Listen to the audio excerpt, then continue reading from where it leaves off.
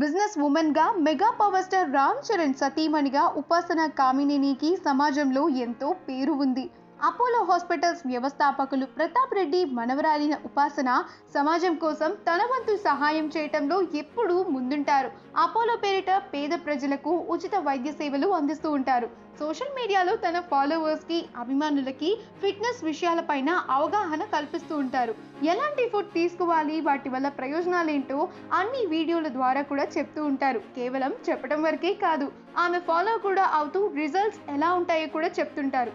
ఉపాసన గారి తాత ప్రతాప్ రెడ్డి గారి భార్య అయిన సుచరిత రెడ్డి గారి పుట్టినరోజు ఈరోజు.